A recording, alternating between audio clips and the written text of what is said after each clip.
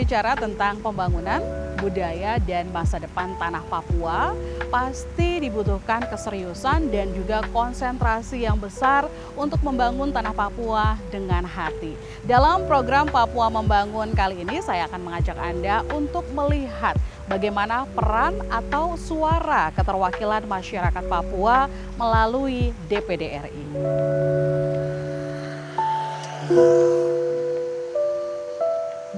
Ya, saudara, saat ini saya sudah bersama dengan salah satu putra terbaik tanah Papua yang menjadi keterwakilan di DPD RI. Beliau adalah Bapak Herak Purara. Apa kabar, Bapak? Hai, Tir, apa kabar? Sehat? Sehat, puji Tuhan, harus sehat dong. Ya. Bapak, terima kasih sudah mau ketemu dengan Irsa dan kita ngobrol-ngobrol terkait dengan bagaimana sih aspirasi atau keterwakilan suara dari masyarakat Papua di DPD RI. Tapi untuk informasi juga buat pemirsa bahwa beliau sebelumnya adalah Kepala TVRI Stasiun Papua pada era tahun 2003 sampai 2007, luar biasa. Bapak sehat selalu ya. Puji Tuhan. Bapak, sekarang kan Bapak sudah ada di pusat menjadi keterwakilan suara masyarakat Papua untuk anggota DPD RI begitu ya Bapak.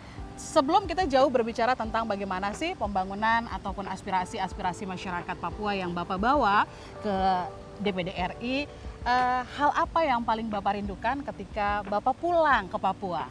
Sebuah kerinduan kalau ingin pulang ke Jayapura, ke Papua, ingin ketemu dengan orang-orang terkasih, semua saudara-saudara yang ada di tanah Papua, dari manapun dia hari ini ada di tanah Papua, mereka adalah saudara-saudara kita, orang asli Papua maupun orang-orang lain, saudara-saudara kita yang datang dari pulau-pulau lain dan hari ini berada di tanah Papua. Itu semua adalah saudara-saudara kita yang kita sama-sama membangun tanah Papua. Betul, karena untuk membangun tanah Papua tentunya harus dibutuhkan kolaborasi. Kolaborasi semuanya semua, harus iya, bersatu. Bapak, sebelum kita jauh berbicara juga ini, mungkin masih banyak masyarakat kita yang belum begitu memahami terkait apa sih tupoksi, apa sih tugas-tugas seorang anggota DPD RI di gedung yang semewah ini. Saat ini kita lagi ada di Jakarta tentunya ya, di gedung DPR MPR yang ada di ya. belakang. Betul. Dan ini di kompleks DPR MPR. MPR di Jakarta ya. Pak Henok, apa tugas dari seorang anggota DPD RI? Baik, jadi sesuai dengan amanat Undang-Undang Dasar 1945, khususnya pasal 18 huruf D itu memberikan kewenangan kepada anggota DPD. Jadi kalau teman-teman dari DPR itu mewakili partai politik. Nah, kalau teman-teman di DPR itu mewakili wilayah. Tugas kami adalah memberikan pengawasan, perlindungan, dan memastikan apakah seluruh regulasi, aturan-aturan, undang-undang itu berjalan sesuai dengan itu. Kalau memang melihat bahwa ada yang perlu dirubah, kita memberikan rekomendasi. Bekerja sama dengan pemerintah dan juga dengan DPR. Itu bersama-sama tripartit berdialog untuk ini bagaimana ini kok undang-undang ini tidak bisa berjalan. Ataupun kalau berjalan resikonya cukup besar kalau berjalan. Nah, kita coba diskusi bersama. Kira-kira begitu, Tir. Oke, berarti memang harus dibutuhkan seperti tadi ya, kolaborasi, tidak bisa berjalan sendiri. Tidak bisa sendiri, ya. Ini panasnya sepertinya cukup terik, kita akan jalan ke Baik, sana baik, yang teduh-teduh ya, Pak ya. Kita cari tempat yang lebih sambil saya juga jalan-jalan di bawah di kompleks MPR RI begitu baik, ya, baik. MPR DPR. Ya, kita jalan-jalan lihat situasi. Ini gedung rakyat. Rakyat Indonesia punya gedung.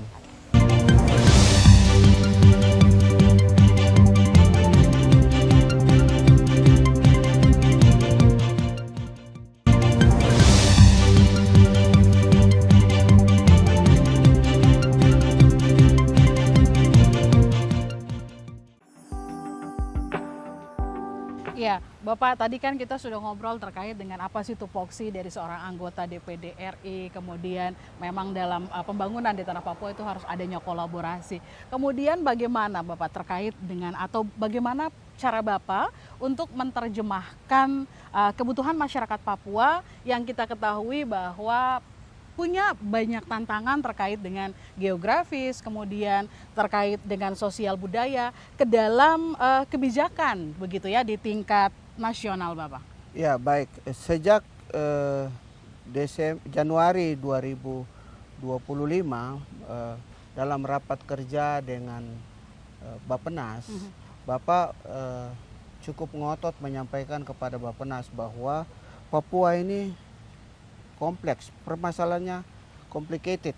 Tidak bisa dikotak-kotakan Tidak begitu, bisa, Bapak ya? kita harus bicara Papua secara komprehensif. Nah, dari pernyataan Bapak seperti itu kepada Bappenas dan minta supaya kita duduk. Nah, apa yang kita hasilkan dalam jangka waktu 2 bulan, itu keputusan Presiden tentang rencana aksi percepatan pembangunan tanah Papua. Dan draftnya sudah selesai. Draftnya tahu, 2.217 halaman, 4 kilo ini. Dia tebal seperti ini kalau kita bawa.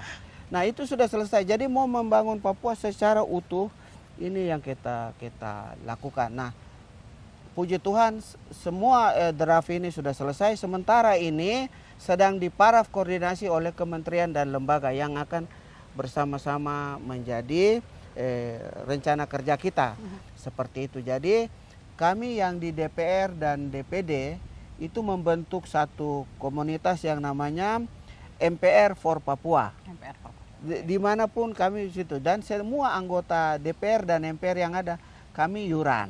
Setiap bulan ada yang dipotong untuk yuran kami, sehingga kalau ada satu anak dari, yang penting anak Papua, rambut keriting, rambut lurus, kulit hitam, kulit putih, kalau dia anak dari Papua, hari ini dia ada masalah di Kalimantan, tim DPD atau tim DPR MPR for Papua ini terbang ke sana untuk memberikan advokasi. Itu ada kurang lebih sekitar 5.000 persoalan-persoalan kecil di Papua. Ada yang pakai bintang kejora di tangan, jangan dihiraukan, itu diampuni semuanya oleh negara. Sekarang substansinya adalah bagaimana mereka sejahtera. Nah, karena bicara begitu, ketika Bapak ketemu dengan Menteri Keuangan, yang Bapak bawa itu Pegunungan Bintang punya proposal rumah sakit, bukan Provinsi Papua. Tapi tidak boleh kita bicara tentang ini dari provinsi ini, dari sini. Tidak, kita bicara tentang tanah Papua, siapapun dia yang walaupun ada. sekarang mungkin Papua sudah terbagi-bagi Terbagi menjadi dalam OB, tapi kita adalah satu kesatuan satu begitu kesatuan ya, tanah Papua. Kita bicara tentang tanah Papua. Kemarin beberapa waktu yang lalu anggota MRP datang ke sini. Kita juga bicara bahwa ini MRP untuk tanah Papua.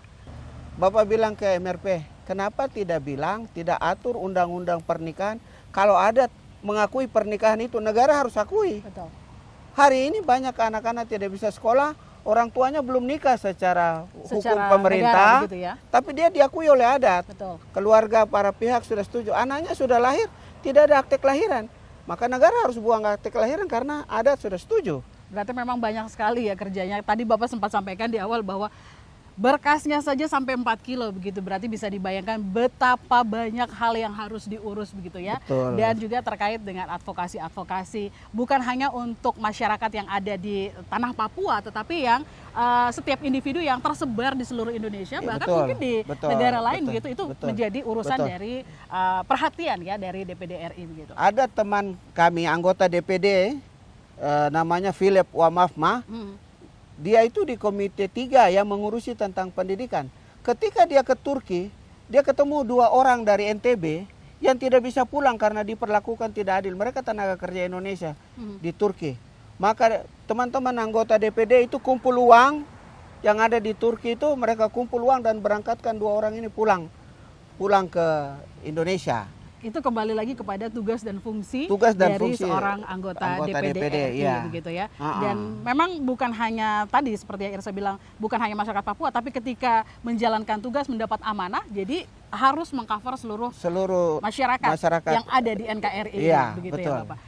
Kemudian ketika Bapak turun begitu ya ke masyarakat, apa kemudian aspirasi yang banyak mungkin disampaikan oleh masyarakat terkait juga dengan infrastruktur, pendidikan, atau mungkin harga kebutuhan bahan pokok begitu ya, karena ini kan berkaitan juga dengan perekonomian begitu Bapak. Ya, banyak sekali hal yang kita dapat, sehingga kami sendiri walaupun di sini bidang tugasnya berbeda ya, ada yang di bidang politik dan keamanan, ada yang di bidang kesehatan dan pendidikan, tetapi kita keluar, rakyat tidak tahu. Rakyat tidak tahu, rakyat tahu bahwa ini wakil kami yang ada di pusat. Oleh sebab itu, maka apa saja mereka sampaikan. Seperti itu. Contoh, saudara-saudara kita yang berada di pesisir, di Biak, di Yapen, di Waropen, mereka yang ada di Sarmi, itu kapal-kapal yang punya gross ton besar, itu dia masuk sampai di perairan nelayan yang tradisional, sehingga mereka susah. Itu kita bicarakan. Ada juga kita bicara untuk harga beras yang tadinya itu di Jayapura untuk 10 kilo itu 165.000, dia naik ke Pegunungan Bintang 300.000. Sudah berkali lipat. Bagaimana begitu, Bapak, pegawai, bagaimana tentara, polisi yang bertugas di sana, bagaimana masyarakat berdiri dengan 300-400.000 per sak. Bensin itu di pegunungan hanya di daerah tertentu dan hanya 20 liter itu sama harga nasional, hanya 20 liter. Liter ke 21 sudah berbeda. 70.000, 35.000, 80.000 per liter. Nah, itu yang kita suarakan. Apa ini seperti ini? Apa kemudahan yang pemerintah bisa kasih? Apakah subsidi untuk transportasi pesawat ataukah subsidi untuk barang-barang ini seperti apa? Kira-kira seperti itu. Oke. Kemudian bagaimana respon pemerintah ketika Bapak sendiri datang menjadi salah satu anggota DPD RI membawa aspirasi-aspirasi yang begitu pelik begitu ya kalau kita lihat bukan hanya di tanah Papua tapi untuk mencakup seluruh rakyat yang ada nih Bapak. Memang kita karena terbagi dalam berbagai bidang tugas, jadi kalau satu orang senator atau anggota DPD turun ke daerah pemilihannya, pulang itu membawa banyak sekali aspirasi masyarakat dari daerah. Kemudian di DPD itu ada pusat pengkajian data dan informasi, Puskadaran namanya. Mereka mengkaji mereka mengkompilasi seluruh data yang ada. Kemudian dibawa dalam sidang paripurna mana yang kita harus dahulukan, mana yang kita harus kerja. Nah, ini kita panggil mitra pemerintah. Pemerintah ke sini, ini bagaimana ini? Contoh yang terakhir terbaru ini tentang ada seorang ibu di Kabupaten Jayapura yang ketika proses melahirkan dia gagal dan kehilangan nyawa dia dan calon bayinya. Itu langsung diadvokasi oleh DPD dan saat ini Kementerian Kesehatan Republik Indonesia ada di Jayapura, ada di Papua. Mereka akan melakukan tugas-tugas investigasi kepada semua rumah sakit. Seperti itu. Ini tugas-tugas anak-anak Papua yang ada di Komite 3 di bawah pimpinan Pak Philip Wamafma. Nah, mereka kerja untuk ini. Memang di depan tidak kelihatan, tetapi di bawah itu dengan silent mereka kerja sangat luar biasa. Baik.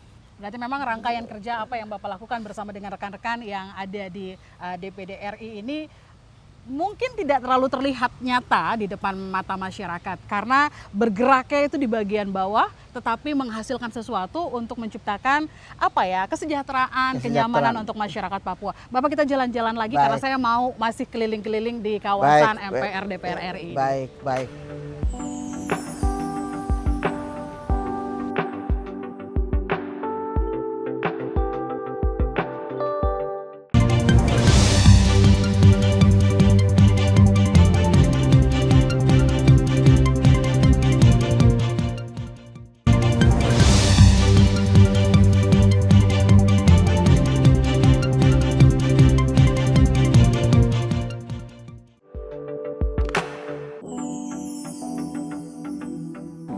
Jadi ini kantornya ya Bapak ya? Iya, saudara pemirsa dan juga Tirsa, saat ini kita berdua berada di kantor Sekretariat DPD RI, Dewan Perwakilan Daerah. Silakan Tir kalau masih ada yang mau tanya-tanya lagi.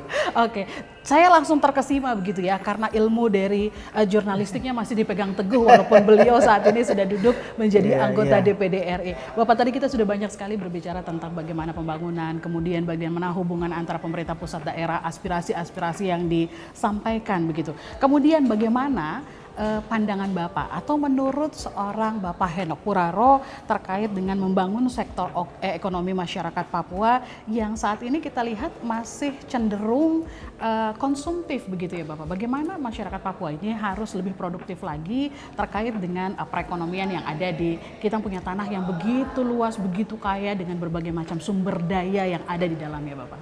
Iya, pertama memang kita semua masih di nina bobokan dengan kekayaan alam yang ada, dan kita selalu berpikir kalau saya lapar ini bisa, tapi kita tidak berpikir bahwa hari ini saya kerja apa yang saya simpan, apa yang saya makan, seperti itu. Nah, kita berpikir bahwa hari ini ada, hari ini kita makan dan selesai. Dihabiskan bahkan begitu ya Bapak. Seperti itu. Sebenarnya kita lupa bahwa orang tua kita dulu ada kebijakan atau ada pikiran-pikiran orang tua kita dulu yang begitu visioner sebenarnya. Dia menanam pisang, tapi dia juga menanam pohon mangga, tapi ada juga dia menanam sesuatu yang untuk jangka panjang. Jadi untuk 3 bulan dia makan apa? Itu sudah terpikirkan begitu Bapak itu ya? oleh orang tua kita dulu sudah ada begitu. Nah, kita saja yang lupa terhadap kearifan lokal, budaya kita lupa terhadap itu. Jadi sekali lagi Tir dan saudara pemirsa, bahwa budaya itu sebenarnya pengakuan bersama dan hubungan yang harmonis antara manusia, alam dan sang pencipta. Betul. Itulah budaya sesungguhnya.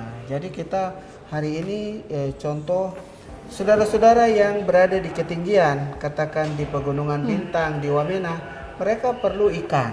Betul. Maka kita harus kolaborasi. Mereka kirim sayur ke Sentani, ke Jayapura, Sentani kirim ikan ke atas. Jadi harus sama-sama kolaborasi seperti agar itu. ekonomi juga bisa terus berkelanjutan dan berputar begitu Pak ya. Nah, tidak stuck hanya di satu titik. Betul, seperti yang tadi Bapak bilang, usaha tertentu menjamur, dan juga kita harus berpikir bagaimana ekonomi ini bisa dilakukan secara jangka panjang. Betul. Nah, sekarang Bapak dari bidang Bapak itu Bapak ajak teman-teman dari Bank Indonesia, dari OJK, dari mana? Ayo kita bantu masyarakat, berikan pelatihan kepada mereka. Kemudian yang tidak lupa itu adalah sertifikasi halal, seperti itu. Berarti memang harus juga membekali diri terkait dengan bagaimana bisa kita berproduksi dan juga berkolaborasi dengan agar perekonomian ini bisa menjadi lebih baik lagi begitu di tanah Papua. Ya. Bapak, kita sudah bicara banyak, tapi ada satu hal penting juga yang menjadi unsur untuk pembangunan di tanah Papua, yaitu adalah generasi muda.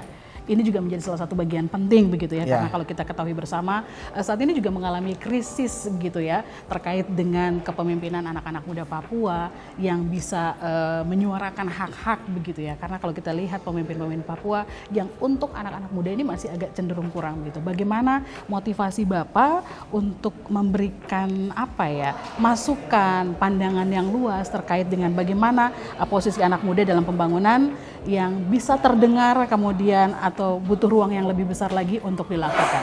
Ya, pertama bahwa kita di Papua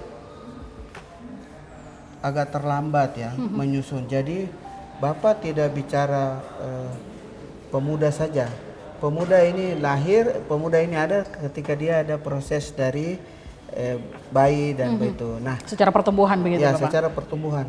Nah, di dalam buku yang tadi Bapak sampaikan, rencana aksi percepatan itu bayi dari 8 bulan, 8 minggu di dalam kandungan sudah mamanya, menjadi concern. Itu sudah harus diadvokasi oleh pemerintah untuk membiayai semua. Nah, sekarang untuk generasi muda ini kita harus rebut ini seluruh pendidikan, pengetahuan, iptek ini kita harus rebut, tidak bisa kita tinggal diam. Betul. Sekali lagi ini adalah sebuah informasi dan juga edukasi bukan dari seorang anggota DPD RI tapi dari orang tua begitu ya. Orang tua yang ingin menularkan kesuksesan kepada generasi muda di tanah Papua, karena generasi muda tanah Papua ini akan menjadi garda terdepan dan juga menjadi tonggak perjuangan selanjutnya, karena perjuangan ini sudah ditunjukkan oleh Bapak Henok Poraro sebagai salah satu anggota DPD RI. Mari anak-anak muda yang ada di tanah Papua juga harus lebih bergerilya lagi begitu ya Bapak untuk membangun tanah Papua. Ya, Tir, ini satu ya. Sekarang Presiden dengan program makan siang gratis. Makan bergizi gratis. Makan bergizi. Jadi ini di Papua ini kalau dari data statistik ya BPS ini secara di pusat itu MBG di Papua belum berjalan dengan baik. Tetapi ini harus, kalau secara statistik nasional masih nol. Masih nol. Sekarang begini, mama-mama, bapak-bapak, jangan kasih anak makanan yang siap saji itu, snack itu. Kita tidak tahu bayi ini perlu garam berapa. Betul. Bro, vitamin ini ada di sini berapa? Kita tidak tahu. Ini dia pakai bahasa ilmiah. Betul atau tidak? Betul. Tetapi makanan yang baik itu ada yang di MBG itu yang mereka baru masak, baru itu. Nah, ini yang kita harus sama-sama ke sana. Nah, jadi kalau di sini ada dapur untuk itu, di sini tanam pepaya, di sini tanam sayur. Seperti itu. Jadi karena MBG ini sendiri juga ada ahli gizi di dalamnya, iya, sudah ahli gizi. tertakar. Ya, Dan ini juga seperti menjadi itu. sebuah edukasi untuk bukan hanya anak muda, tapi juga untuk orang tua. Ya, jadi kemarin lebih kita, terbuka begitu ya, Bapak dengan informasi. Kemarin kita bahas rame di Surabaya tentang ini. Apakah ada survei dari BPS terhadap makanan yang ada di dalam kemasan itu? Snack-snack ini, Iya. yang banyak ditawarkan di mana? Itu makanan itu, vetsin yang ada di situ apakah cocok untuk anak yang usia di bawah 5 tahun, iya, di bawah begitu 5 tahun cocok atau tidak? 7 tahun, jangankan 7 tahun, malah orang dewasa juga banyak yang suka. Garamnya ini perlu berapa ke dia? Kita tidak pernah tahu itu. Iya, ini juga bukan hanya informasi edukasi, tapi juga menjadi sentilan sendiri untuk saya karena saya juga masih suka mengkonsumsi snack-snack begitu Bapak ya. Memang luar biasa ya, kerja-kerjanya tuh nyata.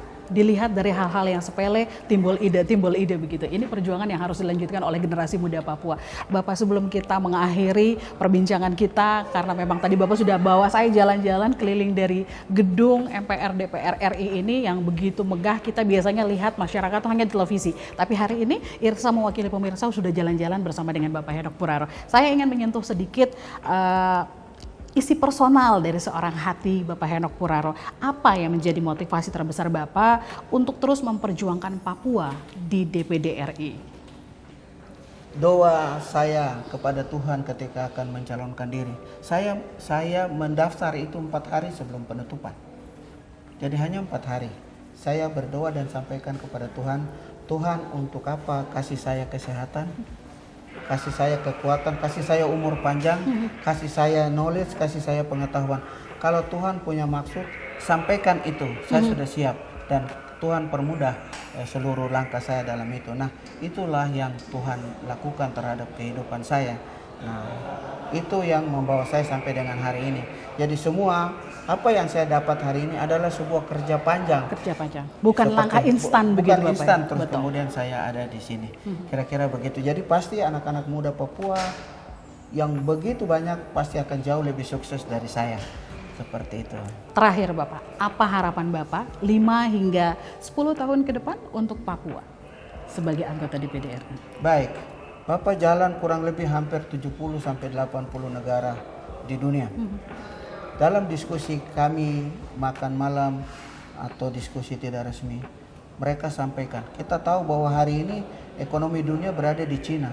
Cina menyampaikan begini, tidak ada satu pulau pun di dunia ini yang penting bagi China kecuali Papua. Berarti di situ Papua mempunyai sesuatu. Nah, oleh sebab itu kita tidak bisa hanya di lagu kita nyanyi sungai-sungai yang mengalirkan emas, Gunung-gunung dan lain gunung-gunung yang sebagainya. tinggi. Tidak, kita harus sekolah, belajar dan belajar supaya apa yang Tuhan titip, ini Tuhan titip ini untuk anak cucu nanti. Kita bisa buat sesuatu supaya tidak Bapak berarti tir. Kalau tidak tir berarti cucu kita, anak kita yang akan dengan ilmu pengetahuan mereka mendapatkan hasil dari tanah Papua yang kaya yang Tuhan titipkan. Baik, Kira-kira Bapak. begitu. Luar biasa. Memang harus dimanfaatkan secara baik. Bahkan orang Cina sendiri menyatakan bahwa Papua adalah surga kecil yang mempunyai banyak kekayaan alam. Kita harus manfaatkan. Ingat pesan Bapak tadi, sekolah, sekolah, sekolah. Belajar itu adalah upaya untuk menjadi sukses ke depannya begitu. Bapak Henok Puraro, terima kasih kembali. Sudah ngobrol-ngobrol, sudah ajak Irsa jalan-jalan dan juga berbagi pandangan terkait dengan bagaimana harus membangun Papua dari sektor yang paling kecil. Sukses selalu untuk Bapak terus memperjuangkan aspirasi-aspirasi masyarakat Papua melalui DPD RI. Terima kasih sekali lagi Bapak, Tuhan selalu memberkati. Dan itulah tadi perbincangan saya dengan Bapak Henok Puraro selaku anggota DPD RI perwakilan dari Papua. Saya Irsa Yako, sampai jumpa. Saya memberi apresiasi dan kesan yang sangat mendalam kepada Pak Senator Henok Puraro yang menurut saya dedikasinya luar biasa. Beliau salah satu anggota PPU di mana saya menjadi pimpinan, dan Pak Henok selalu senator yang datang tepat waktu ketika mengikuti rapat dan selalu aktif di dalam rapat-rapat. Jadi beliau adalah orang yang sangat disiplin di dalam melaksanakan tugas-tugas beliau.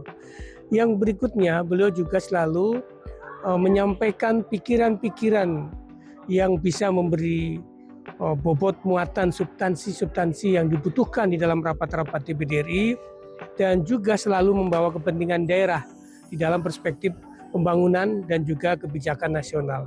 Karena itu saya sebagai sesama senator memberikan apresiasi dan testimoni bahwa beliau adalah senator yang sangat baik di dalam menjalankan tugas-tugasnya, dan semoga bisa sukses membawa amanah masyarakat Papua dan juga aspirasi juga dari seluruh Indonesia.